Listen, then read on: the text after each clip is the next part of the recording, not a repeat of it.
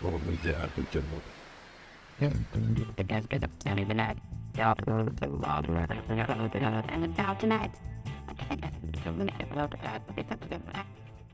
Hello! Hello! Welcome to another episode of The Wave. My name is Adam. My name's Nick. Welcome aboard. It's the weekly news and chat show from the world famous Bottom of the Stream podcast. It is indeed. How you doing, Nick? Fantastic. Yeah? Yes. Good. You look very smart tonight. Thanks. I have not changed from work. Oh, you look very nice when you go to work. Thank you. Why are you so fantastic? What have you been up to? Well, fantastic. I'm here. Cool. Getting to record our show. One of, if not my favourite time of the week. Yeah, I think it's mine. I really look forward to it, especially The Wave. I don't know why. I love talking about random shit on The Wave that we do. I love the movie show as well, obviously. Yeah. I feel like we have a lot of fun on The Wave. So, yeah, I'm just happy to be here. Good. Happy to be hosting you. Generally happy in life. Good. How are you? I'm also very good in life. It's good. Good. I've got a new bed. Always good. So you're not sleeping on the floor anymore? No, I did have a few nights on the floor. Yeah. So that was fun. I was fine. Nearly It was exploded comfortable. your house? It was fine, yeah. It was fine. I was comfortable until I tried to get up. And I was like, I'm too old to be lying on the floor these days. I need an assistant to get me up. But I managed it in the end. But yeah, it's nice to be back at being able to swing Maybe my you legs could out have- and stand up. Maybe you could have rigged something up with your robot Hoover and sort of Like Wallace. sledded. Wallace and Yeah, Gromit. you sledded behind it out of bed. Or A tunnel into the kitchen. Yeah. Yeah, that would have been helpful. just But rode it out of bed. yeah, that would have been helpful. But no, it's all good. I've got a new bed. It's good. I'm happy now. Brought new pillows as well. Nothing better than Tonight's your first night. No, last night Oh, was. was it comfy? It was very, very comfy. Should we go to bed after this? Sure. Wow. We take the microphones in there and do Yeah, it from we bed. could do. Right. Be very big breakfast, that would, wouldn't it? Quality It's Gates. a retro reference. No, Big Breakfast is back. Is it? Yeah. No, I'm not down with it. Mo Gilligan presented it. I've no idea. I think he does. Other than that, I've been to London. Oh, Went to London for the day on Saturday. Yeah. Went to see a panto at the Palladium. Well, that's good. You know, I'd never seen a panto before. Ever? Ever. My first ever experience. What of a prompted panto. the panto trip this? I got it for Christmas. Because I'd said to somebody, I've never seen a panto. So there was an easy Christmas present. How was it? I've actually given it easy Christmas presents now forever because we're just going to do that every year now. It was excellent. Was it? It was so good. It was Jack and the Beanstalk at the London Palladium. It was Dawn French, Right. Julian Clary, Great. Nigel Havers, Oh, really? and Alexandra Burke. Oh, fine. She fine, played the fine. bad guy. She was the giant's wife. Yeah. But it was really funny. It was really good. The budget must be astronomical. I dread to think how much money they spent on it. Just on Julian Clary's costume. Sure. Every time he came on stage, he had a different costume. Nice. It blew my mind. I was like, he looked incredible. I mean, sounds like that's pretty much the best panto you could have gone to. Yeah, I think you start at the top, don't you? Work down and end up in the local theatre next year. But no, I think you can tell they've all been doing it for a long time. I think Julian Clary, I think that's pretty much all he does now. It's probably all he needs. I think it's all he needs to do, yeah. So, but yeah, his costumes. And they had this like giant beanstalk, hence the name. Yeah, sure. But it just seemed to, we were quite high up, so we couldn't see the stall, so we couldn't Yeah. see the floor. And it just seemed to erupt out of the audience. Amazing. It hit theatre ceiling. It was that big, and then the guy playing Jack just climbed up it. It was inflatable, but we don't know where it came from because there was people down there. So it was really confused. I've got a picture. I'll show you. They're probably, Really confused. yeah, you got to be careful if you're in those seats, you end up in the beanstalk. I'll put it in the Discord for those who want to see it. Oh, wow, that is It's amazing. massive, and we just couldn't understand because we looked down at the end. Picture There of a was huge people down lens. there. Yeah. Yeah. I'll put that picture in the Discord so people know what we're talking about. Yeah, I'd highly recommend it. It was a lot of fun. It was very funny. There was like jokes for adults in there, obviously. Jokes. Oh, no, there wasn't. Was there all that? Yeah, it was all that. Behind you. Yeah. There was jokes for kids, there was jokes for adults, everybody got something different. There was a kid sitting behind me, I think he was about 12, and he was getting some of the adult stuff, Okay. not all of it, but some of it, and he turned to his mum at one point and went, "What's the age rating on this?" It really made me chuckle. It probably made me laugh more than anything else. I think he was getting some of the stuff that he shouldn't be getting. It was good. But yeah, I'd highly recommend it, although the seats in the Palladium are very, very close together. Yes, I have been there once. It was I went very cramped. Very to see Dieter Von Teese. Oh, really? there. And yeah, it's old school. Yeah, it really is. It's 2,300 capacity, I Yeah. think. It's one of the biggest capacity theatres in London, but also one of the smallest Yeah. theatres. So you're very close to. I was very close to Lynn, who was sitting next to me. I don't know Lynn. And you didn't even meet her until... I didn't know. Never even heard of her. It's nice to make friends. She got a very funny laugh. Her laugh was very funny. Did you tell her that? I didn't. Your laugh's very funny. But yeah, it was good. I really enjoyed it. So yeah, I got to eat a burger that I syringed full of cheese. That was nice. That picture as well. That was nice. Yeah. Was that so? Where? First of all, yeah. Did you get to choose the cheese? How did this come about? No, it was just the burger was called Mr. Cheesy. Okay. It was a bacon cheeseburger with a syringe of. I didn't even know it was coming with a syringe of cheese. I didn't mention it in the menu. Was it like a syringe of molten cheese? Yeah, it was like a cheese sauce, like a loose cheese sauce. And where did you inject the cheese? You were supposed to put it through the top of the bun into the burger. Into the meat. I believe so. There was no instructions, so I guess you could have injected it into the bread. Well, so you're not going to try to put it in a lettuce. But it was really difficult to syringe because there was actual needle. Yeah. And it was quite sharp. Cheese is quite thick. You could have stabbed somebody with this needle and injected them with cheese. Right. It's quite dangerous. One way to go. Yeah, great way to go. But yeah, so I did some, and then I just sprayed some on the top of the burger. Yeah. But then I found the best thing to do was line the chips with it and then just eat the chips. Yeah, nice. And that was great. Nice. But yeah, it was expensive, but it was nice. Gimmick's going to be expensive. It was a restaurant unless it's going to be expensive. But the restaurant was called Happy, so I would recommend that on Leicester Square if you're ever in the area. Good stuff. Excellent. Should we do some Netflix news? Now we've been waffling on for some... I mean, that's why some people are here. That's why most people are here. So today, as we record, Netflix have released their sort of coming in 2023 trailer. First look at several big tentpole movies. So we got some dates for Netflix. There are some dates. There are some unconfirmed dates. Okay. But some of these movies, I watched this trailer earlier and I was like, oh God, we talked about that 2 years ago. Oh, really? Or 18 months ago that was coming. That's how long we've been doing. There's some actual real footage of said movie. We mentioned last week Luther, the Fallen Son. Yes. There is footage of that in this trailer. That arrives in March on Netflix. The Mother, which I also remember talking about, is Jennifer Lopez's first movie with her deal with Netflix. She stars as a former assassin who decides to come out of hiding in order to find and protect the daughter she initially gave up in order to keep her safe from harm. That arrives on May the 12th. Ooh. Extraction 2. There is footage from Extraction 2 in Netflix's year ahead trailer. That arrives on June the 16th. That's Chris Hemsworth, isn't it? Chris Hemsworth very much in the snow in this trailer. Nice. They cloned Tyrone. I remember talking about this as well a while back. Stars John Boyega, Teyonah Parris and Jamie Foxx. Good cast. They are a trio that band together to expose a massive government cover-up involving clones and put the public on alert as to what's up. That arrives on July the 21st. Damsel. Quite surprised to see footage of this because this is a lot later off the blocks. This is Millie Bobby Brown's latest starring vehicle. Netflix loved Millie Bobby Brown. She basically is fed up with. She's a princess who doesn't want to be married off to the handsome prince, because it means she's going to get sacrificed to a dragon. Oh, so she has to use her wits to try and make it out alive. Also stars Angela Bassett, Ray Winston. That premieres on October the 13th. Wow. Leo is an Adam Sandler voiced lizard. Nice, okay. Who wants some time away from his terrarium. Nice, and she would. And gets caught up in a chaotic escape. Also stars on voice tutors Jason Alexander, Rob Schneider. Of course it does, it's an Adam Sandler. November the 22nd. Nice. Leave the World Behind.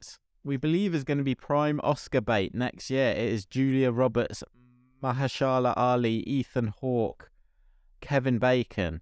December the 8th tells the story of two families vacationing on Long Island whose fun is cut short by a massive sudden blackout that leaves much of the island without power. As the families try to figure out what's going on, two mysterious figures appear, warning them that there are more to the blackouts than it seems. Ooh, that sounds quite good. And possibly most surprisingly of all, and I know you're going to love this, there is the first footage right at the end of this trailer of Zack Snyder's Star Wars. Wow. It's not Star Wars. Rebel Moon. Yeah, we've talked about this numerous times. Yeah. his big-budget sci-fi spectacular, which will star Sophia Boutella, Charlie Hunnam, Anthony Hopkins, Corey Stoll, Jenna Malone, among others. That is the big Christmas release this year, December the 22nd. Wow, that's some big films coming this year. You can see some footage of all of those in Netflix's 2023 movie lineup trailer. I'm surprised they've given anything on Rebel Moon so early. Yeah. I was expecting that to be like shrouded in secrecy. Yeah. I mean, from that picture, just the picture alone looks shit. I've not seen the footage. We're looking at a picture of a spaceship We are. on a spiky planet Half a moon behind in the it. background. This looks like a dog, but it's not. It's just one of the spikes. Spiky rock. But yeah, I won't be watching that one, but I'm sure many people will. I bet you will. I haven't even watched any of the last 4 Star Wars movies, so But you love Zack Snyder. I don't. Would you like a job with Netflix? Yes. This is an interesting one because you do not get to work at Netflix. You Okay. get to work on one of Netflix's private jets. I'm up for that. Netflix are hiring flight attendants, Right, okay. and they are offering to pay the successful applicants as much as £300,000 a year. £300,000 a year? Yeah. Or $385,000. If that is your persuasion. Netflix says it is looking for candidates with independent judgment, discretion, and outstanding customer service skills.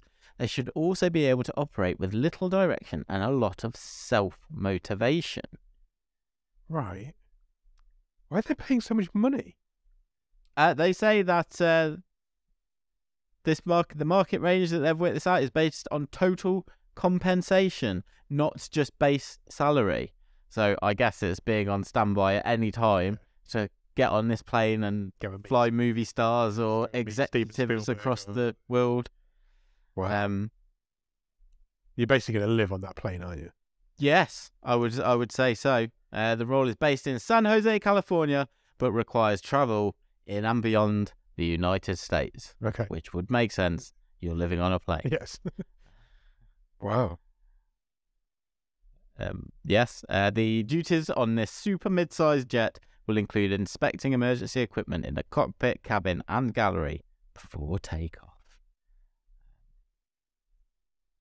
Yeah? Yeah, I'm up for that. I think I'd do it. I won't look good in the uniform, but I don't know. I think I'd do it for that price. There ain't a lot I wouldn't do for that price. I'm not going to lie.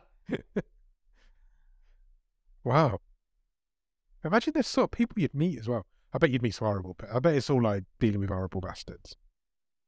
You know what I mean? It was like, just get bullied all day, every day on this plane.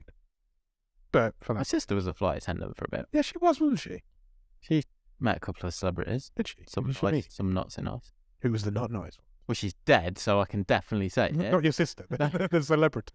Cilla Black was an absolute cunt, apparently. Really? Yeah. No way. Like, National trash. horrible to all the staff. No, I don't believe that. Wow. Wow, you've dropped the C-bomb on Cilla Black. I'm shocked. You blow my mind there. People love Cilla Black. There you go. Scoop. I'll give a nice one that I'm aware of. I'm going to call this episode that. Cilla Black was an absolute cunt. I remember saying Matt LeBlanc was an absolute sweetheart. I can imagine that's true. He looks like an absolute sweetheart. So, there you go. He's like a chubby, nice old man now, isn't he? Like us. Yeah, like us. Looks like you want to give him a big cuddle. Next. Okay, Wales. Wales. Netflix and Wales have got a good thing going, have they? Yes. I mean, you know, Ryan Reynolds loves Wales. He does. He got The Adam Project. Yeah. Welsh subtitles for Netflix. Yeah, wasn't Red Notice as well? I think Red Notice Yeah. as well. And he's trying to spread Welsh goodness across all the streaming services, I guess, because in this country, his Wrexham football documentary is on Disney Plus. Welcome to Wrexham. Well, it has been revealed this week that Netflix will release their first ever Welsh language TV show. Oh, okay. So how about them apples? I don't think many people spoke Welsh. I don't think they do. How many people speak Welsh in the world? I don't think It's many. They have bought the license for a show called I don't even know how you say any words in Welsh. So I'm going to say it in English, but then we'll read the Welsh words. Dal I melt. Dal I melt. I'm going to say. I reckon it's Dal I melt. That could be. It translates in English as catch the lightning. Oh. And is a crime thriller following a group of misfits as they come together to pull off a heist. Okay. Sounds like Kaleidoscope. Does. I've not come back to. I've still not got. Me neither. But it is adapted from a novel. Okay. By Ewan Roberts. Nice. Good Welsh name. Very strong Welsh name. And the series will be available on Netflix with English subtitles from April this year. Wow. Yeah. So they've licensed the show from S4C, who are like the Welsh, is the number one Welsh. Yeah, that's like the Welsh channel, isn't it? It's already aired on there. Aired on there last year, is it? Yeah. Cool. Benjamin King, who is Netflix's Director of Public Policy for the UK and Northern Not Vice President. said that Netflix can help play a helpful role in complementing the attempt to promote and preserve the Welsh language. Yeah. I mean, if it needs preserving, then let's use Netflix to preserve it. Yeah, he does note that we've got Netflix have got a good history of working in and around Wales with most of Sex Education filmed there. Yes. Certain scenes from The Crown, and the upcoming movie Havoc, which is Tom Hardy and Gareth Edwards' next film, isn't it? Yes. The largest, she claims, it's the largest feature film ever produced in Wales. Wow. All things Welsh coming to Netflix. Just before we click off this story, there's a little sidebar story on the side of this page. Yeah. World's longest chip discovered by 9-year-old boy. Oh, we haven't done potato news for ages. I'm going to click on it. That's a long chip. It's like the size of his head. Bigger than his head. In Pontypool, a 9-year-old boy Absolutely breaking may have news. found the world's longest chip. Right, so young Archie Davis discovered the monstrous potato snack on his plate as he and his family were about to tuck into dinner.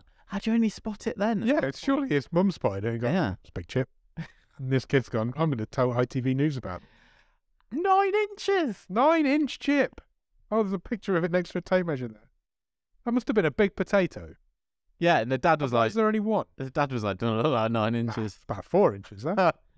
Why is there only one? Surely if it's that potatoes that big, there should be loads of them. Because humans have to do this, it says that Archie gave his massive chip a name. Okay. Jeff. Jeff the Chip.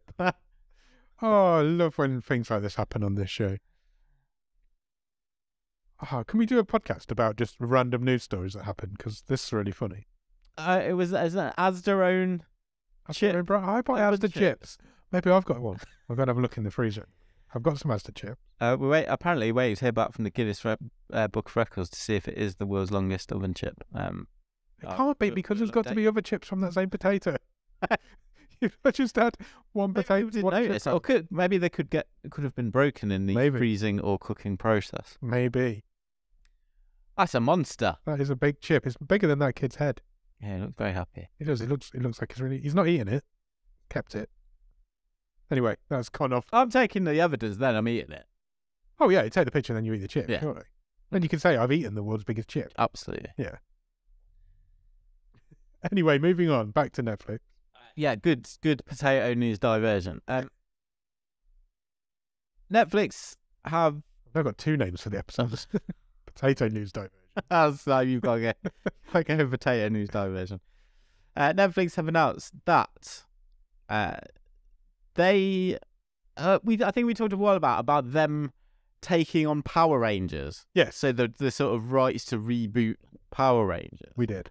And Netflix have announced this week that they are reuniting a portion of the original cast. There's not a lot you can for a 30th anniversary celebration. Cool. There is a trailer, again, come out this week, which promotes Power Rangers Once and Always, which looks sort of a mixture of talking heads plus a bit of action going on. Excellent. In the show. You have got the original Blue and Black Rangers. Yep. And I think the original Red Ranger as well. There's a couple. There was a recent death, wasn't there? Yeah, there was. I can't remember which one. The like martial arts dude from who was he Green? Yeah, I think there's a few of them that haven't made it, isn't there? There's a few. It's a bit tragic. It's 30 years in, you know. Yeah. Yeah, it's quite. I did check out the trailer. It is some talking heads, but there's also sort of the old guys putting the costumes on and reminiscing a bit as well. Oh, cool. There is some hope that it's Jason David Frank, who died in November. Right. There's some hope by some fans that actually there may be some footage of him having recorded some bits for this before he sadly passed away. Okay. I've got a feeling he's going to be very excited about it. The 30th season of Power Rangers will debut on Netflix this autumn. So this is very much a sort of so it's not like teaser for that. Well. So they're calling it the 30th season. It's not like a reboot or a reimagining. It's just carrying on from the end of the 29th. Power Rangers Cosmic Fury is the 30th season of the show. Will be the first season on Netflix. Yeah. Cool. Okay. You gonna catch up on the previous 29? Probably not. I didn't know it was that much. Yeah, I also feel like there's probably about 50 episodes in each. Yeah, I bet there is. I didn't realize there was that much of it. Yeah. You always hear of Power Rangers like shows and films and stuff, but you don't ever think about how they must be concurrent. I always think of them all as something different. Yeah, I don't think they necessarily all link up. No, but there's 29 seasons of it. Yeah. That's a lot of Power Rangers. A lot of story there. Let's do our music-based biopic section. Cool. Okay. Because news this week. Need a jingle for that? I will show you if you want. No. News this week that Antoine Fuqua, who you may know as the director of Training Day, yes, because that is a good film, and the upcoming Will Smith comeback movie, Emancipation. How can he have a comeback? He's barely been gone anywhere. Has signed up after he's finished. Won an Oscar for Best Actor last year, and he's having a comeback before the next Oscar ceremony. Ridiculous. Has signed up once he's finished with Emancipation to direct a Michael Jackson biopic. Oh, which is going to be called Michael. Very imaginative. That's a tough role to take. Who's going to play Michael Jackson? Who takes on that role? That is a tough role to take. My word. And how controversial is this movie going to be? Exactly. Fuqua said in an interview, the first films of my career were music videos, and I still feel that combining film and music are a deep part of who I am. For me, there was no artist with the power, the charisma, and the sheer musical genius of Michael Jackson. I can't wait to have my chance to tell his story on the screen. The chance to do that alongside featuring his music was irresistible. I don't know who could do that. Like, hit us up with some casting. I think you need like 3 or 4 different people for Michael Jackson. Different stages in his life. Different. Hey, you should do good things with makeup though. Yeah. Put someone under all those different looks. You need to do some good things. He didn't do any good things with makeup, but you do need to do some good things. Cool. We'll definitely keep our eye on that. That's really interesting. I mean, I'm trying not to be cynical, but presumably, people are on board. It's a tricky family to deal with. Yeah. Music are on board. How controversial is that? How deep do you want to go into various accusations? When you look at how sort of rose-tinted glasses, like Bohemian Rhapsody was, for example, to market it to such a mass audience, it's going to have that sort of... Yeah, it's got to, hasn't it? It's, I don't know, it's a difficult subject matter, that is. Yeah. How you follow this, especially in his later years, how you follow that life. You just don't go there, do you? I would imagine that. Well, I imagine they won't go there. But it's not a biopic if you miss off that sort of shit. You've got to at least mention it. You can't just go, oh, and then he released an album, then 10 years later, nothing happened, and then he died. You just won't do that. Like I said, the Bohemian Rhapsody just stopped at Live Aid, didn't it? Yeah, it did. No. You just do something like that. Second movie biopic news is a first image has been shared of Marissa Abela as Amy Winehouse. Are you telling me that picture's not Amy Winehouse? Yes, I am. Goodness me, that's incredible. If you look really hard, you can tell it's not. It's not Amy Winehouse. Because Blow my mind. Sam Taylor Johnson, who you may be familiar of having helmed Nowhere Boy, the John Lennon biopic years and years ago, is directing Amy. Why do music stars now have surnames these days? I suppose you can't call him Winehouse. That's something completely different. Probably we've got Amy, and then we're going to have Michael. I don't know if they'll stick with that, but yeah, because it's about to start production. Into 2024, we expect to see that. Okay. This also has the backing of the Amy Winehouse estate. Okay. So you're at least going to get some actual songs of Trick. Yeah. Taylor Johnson said, I feel excited and humbled to have this opportunity to realise Amy's beautifully unique and tragic story to cinema, accompanied by the most important part of her legacy, her music. I'm fully aware of the responsibility with my writing collaborators, and I will create a movie that we will all love and cherish forever, just like we do Amy. Yeah. Cool. Definitely we'll keep our eye on that one. There's some good stuff coming, isn't there? You're interested? Would you be interested? I think I would be interested in both of those. Yeah, I think I'd definitely watch them both. Yeah. I don't know how interested I am in them both, but I would definitely watch them both. Okay. Something I'm maybe less interested in. That's a headline I wasn't expecting to read tonight. I thought you might like this. I don't know why. Channing Tatum. Yes. I feel like I don't see as much as him anymore. Yeah. Like, because I feel like he was everywhere. Yeah, at one point 5 years ago. Yeah. Well, he is developing a remake of Ghost. Because of course he feels. Why isn't he? Why wouldn't he? Unnecessary. Yeah, absolutely. It doesn't feel like the right man for the job. Well, Channing Tatum wants to remake/reboot it. Okay. He said that he and his production studio have obtained the rights to Ghost, and they are developing a new version. He says, we're going to do something different. I think it needs to change a little bit. He didn't specify what needs to be altered. Okay. But seemed very enthused in his interview with Vanity Fair about the idea of the new movie. You can't improve Unchained Melody. No, you can't. And Swayze and Ghost, surely. I wouldn't have thought so. I mean, I've not seen it for years. It might be. Me neither. It might be dated quite badly now. That doesn't mean we need a new version. No, it doesn't. By Channing Tatum, randomly. The Magic Mike guy. Yeah.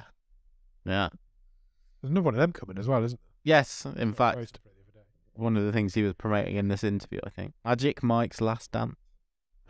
Imagine him like a really old man. Yeah. This is my last dance, 94.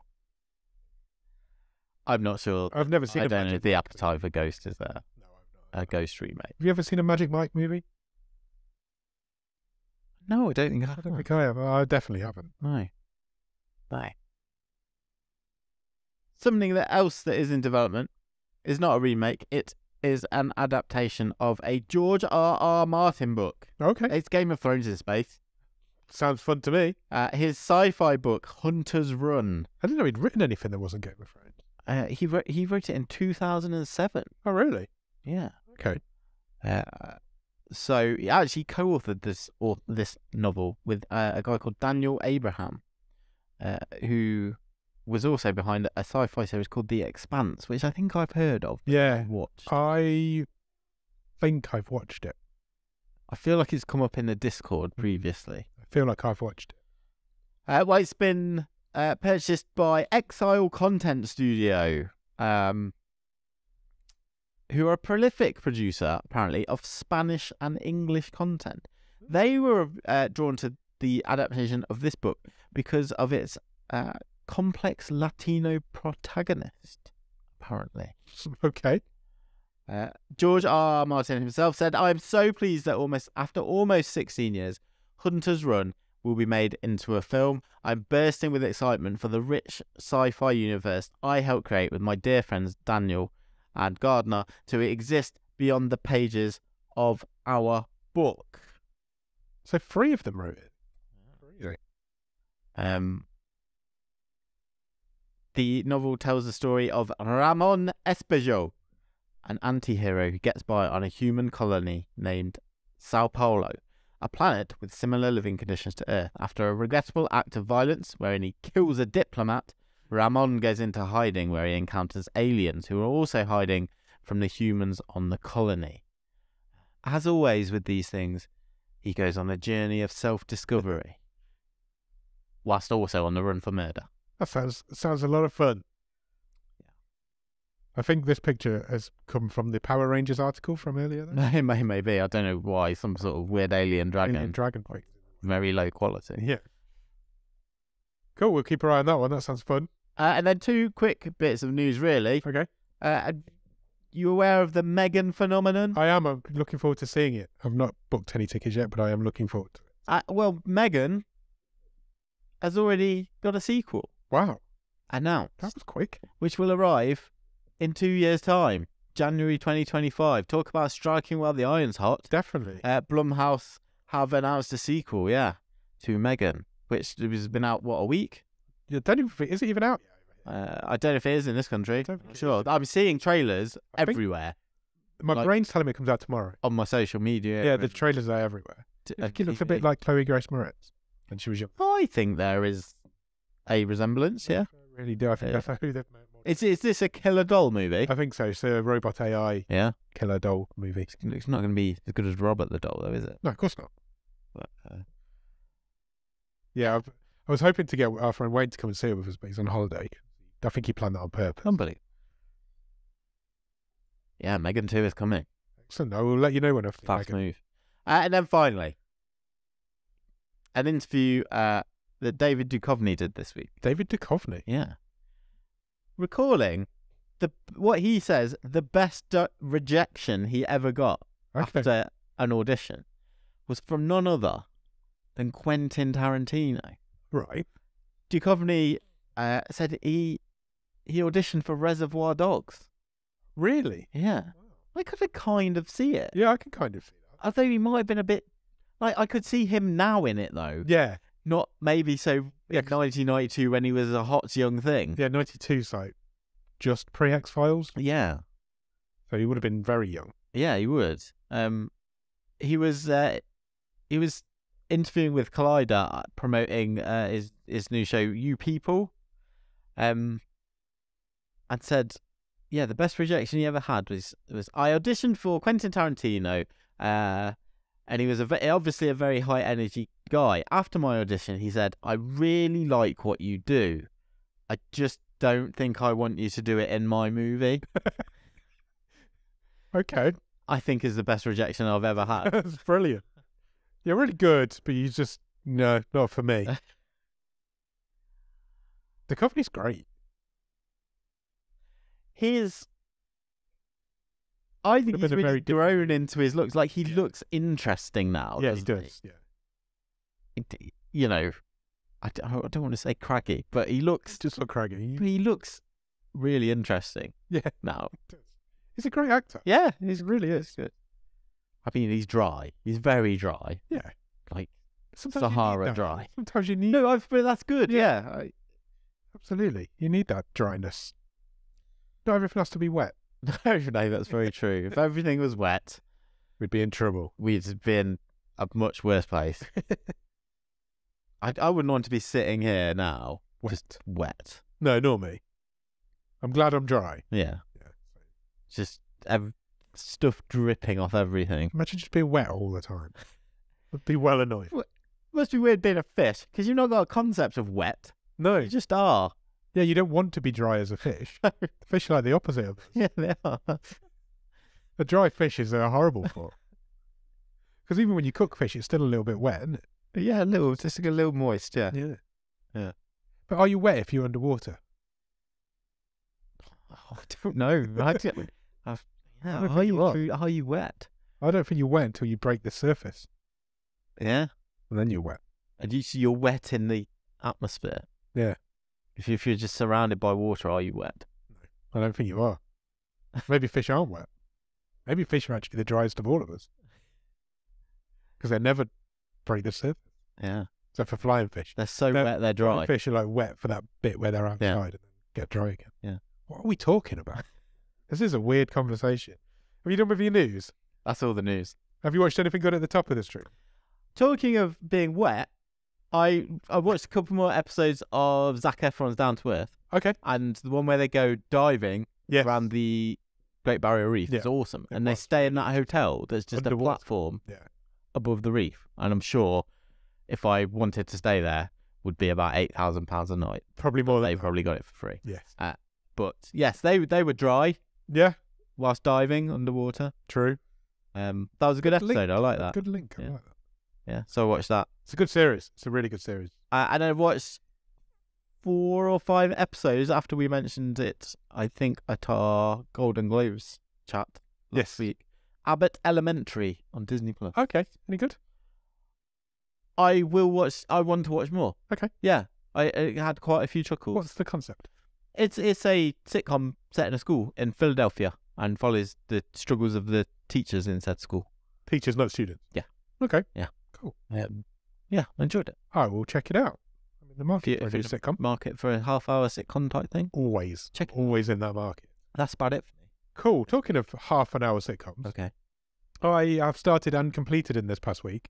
Our Flag Means Death. Oh, good. This is on my list to watch. Yes. So Yeah, I good. can't wait to watch it. It's Just dropped on the iPlayer, hasn't it? yes, Over the here? whole series is on the iPlayer. It's Taika Waititi. Yeah. Reese Darby. I can never remember Reese Darby's name. It just doesn't come into my head. I've tried to talk to about 3 people today about it, and Reese Darby's name never comes. Just before we get on to the show, I don't think I've ever told this story before. Go on. It's got to be about 15 or 16 years ago. Okay. I went on a works night out, and we went to a comedy club in Leicester. Right. And this guy from New Zealand was on the bill. Right. And he was the funniest, he was the best act on the bill all night. Yeah. And he did this bit about like jetpacks, and he had these great impressions of jetpacks. And then years and years later, watched Flight of the Conchords. Yeah. He's in that, Reese Darby. Yeah. All this stuff he's in, big star now. And then... It was Reese Darby on... yeah. So I got... Years later, I was like, again, Googling or YouTube wormhole or whatever. And one of a really early Reese Darby stand-up came up.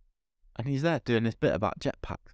Fuck, I've seen... It's you. So you remembering that was him? It's like before and... Wow. Yeah. I was just like, amazing. That's fantastic. There was literally, I don't know, 50 people in the room. That's crazy. Yeah. That's amazing. Jobbing comedian. He's so good. Yeah, he's brilliant. He's I remember him being... He was brilliant that night. I just hadn't remembered it was him. Yeah, he didn't never put 2 and 2 Yeah. together. Wow. Definitely watch Our Flag Means Death. Yeah. He plays it's a pirate sitcom. It's him, Taika Waititi, Joel Fry's in it. There's loads of like Will Arnett makes an appearance in one episode. Okay. It's just, and it's very, very, very funny. It just really made me laugh all the way through.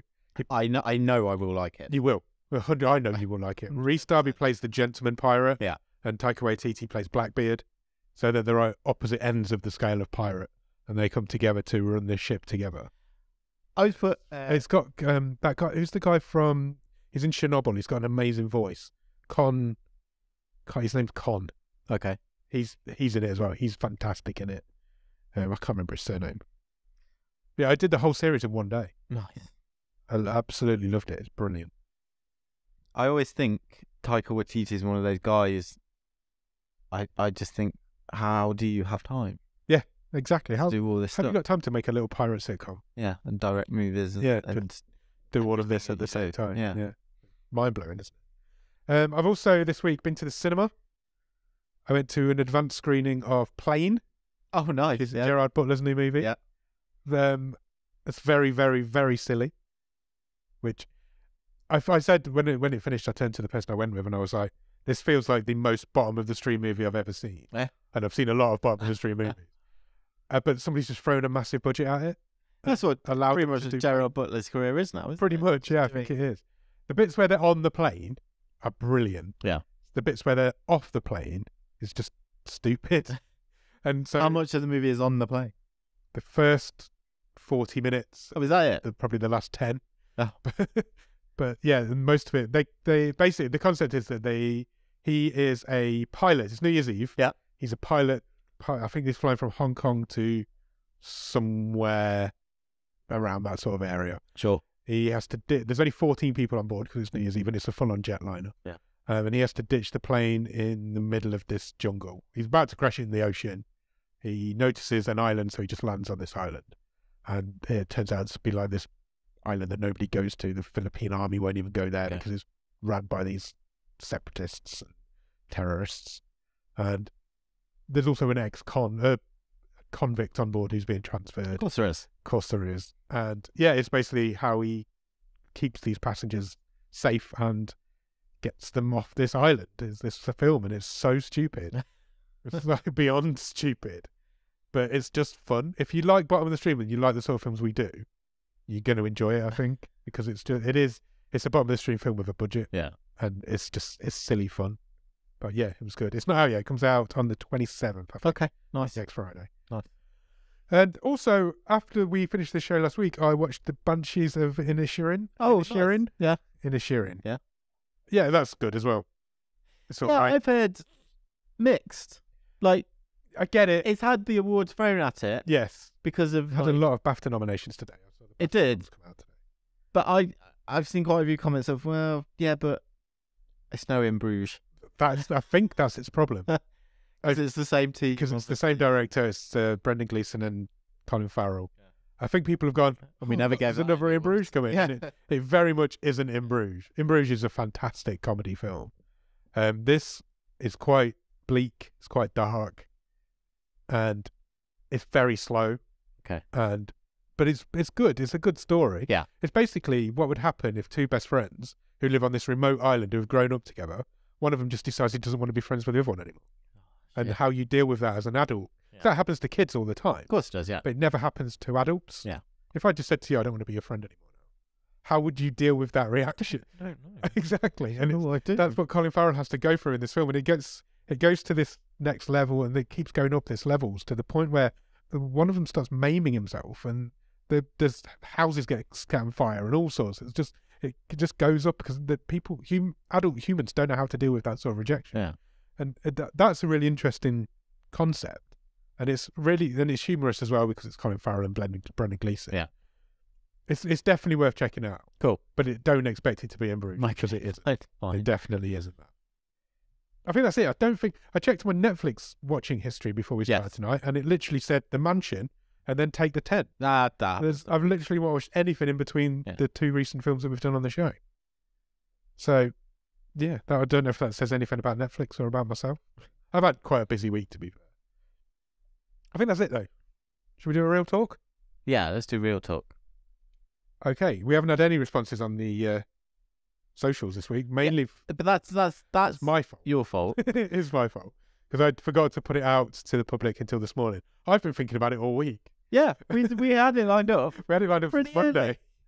But I completely forgot to put it out to the public, so apologies for that. So it did go out, but I don't think we got any responses. So we're just going to have to rely on the Discord. We will get better. I've been quite good at advertising the show on socials. I completely forgot. It's because I worked from home yesterday and it threw my mind out. Mojo was all out of whack. So, yeah, there's nothing for the socials. So do you want to go through the Discord? Sure. Need to do that? So I will find the comments if you can tell us what the subject was this week. The subject was this week, what is your favourite performance by a... Let's start that again, because I'm shit at talking, apparently. What is your favourite comedic performance? Okay. We left it open. Yeah. Could be anything. Basically, because we're doing a comedy this week. Yeah, we are. Take the 10 is in inverted commas, a comedy. Yeah. That's our movie on Thursday. It is, indeed. We'll talk about more about that towards the end of the episode. Samuel Holland in the Discord says Paul Ritter as Martin in Friday Night Dinner. And then I put my phone down and went, yeah, he's completed that. Because it is. It just is. He answered that within the same minute that I posted the thing, as if he'd been waiting for me to ask him for months. And he's not wrong. Paul Ritter in Friday Night Dinner is fantastic. He's amazing. He's fantastic. Great sitcom performance. But I do think you can take this question several ways. Yeah, of course. Because that is a fantastic, outright, no questions asked comedic performance. Yeah.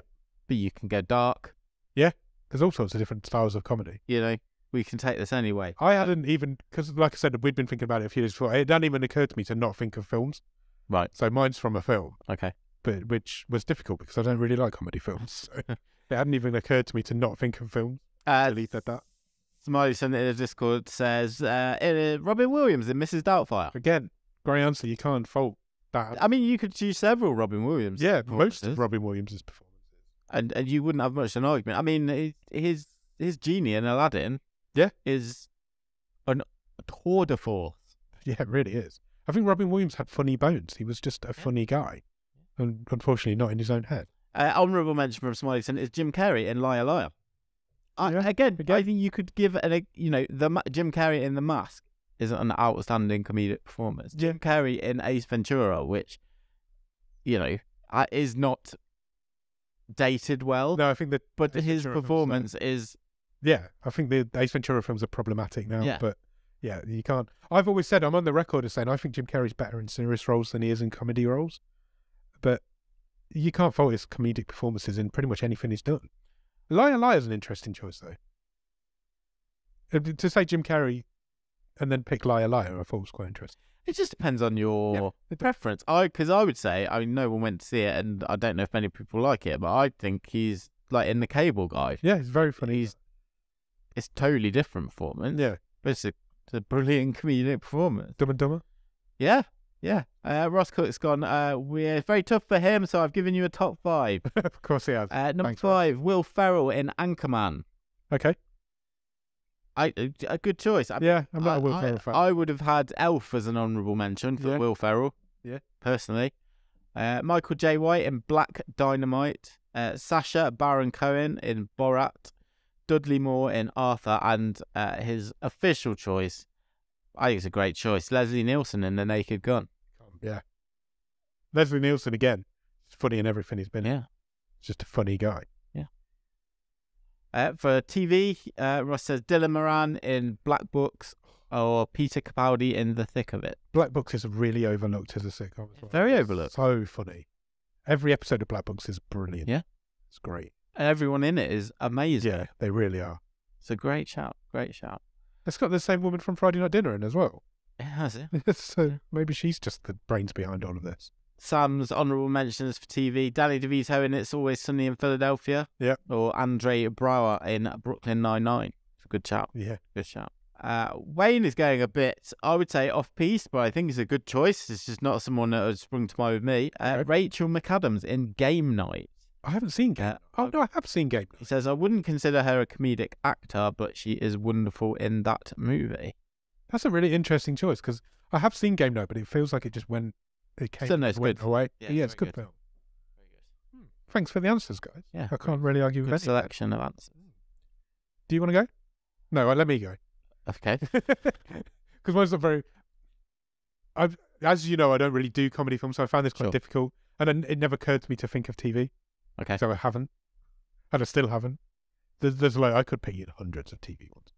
But my film choice would be Napoleon Dynamite, John Heder. Okay, yeah. I think that's the funniest film I've ever seen. And that performance... That's a great movie. It really is. I think, again, I felt like it maybe it didn't really hit at the time. I felt like in our circle of friends, it was a well-watched I think we watched that like 4 or 5 times together. Just me and you and a few. There's loads of good performances in that, but John Heder great. John Heder in that. To the point now, I still just can't look at him and not think of Napoleon Dynamite, no matter what he does. I think that's the best comedic performance I've ever seen. It's your favourite? Yeah, your favourite. I think that's my favourite, film-wise anyway. Yeah. Yeah, definitely. It's a good shout. I think it's the funniest film I've ever seen.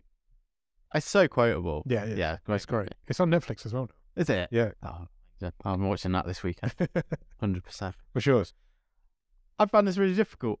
It is really difficult. And I'll tell you in a second where my mind was drawn to instantly, but then I had a bit of a think and I was like, this is maybe one for like, maybe another future Real Talk is like underrated performances. Okay. And I was thinking like, I always go back to sort of what are my comfort movies and why are they my comfort movies? Yeah.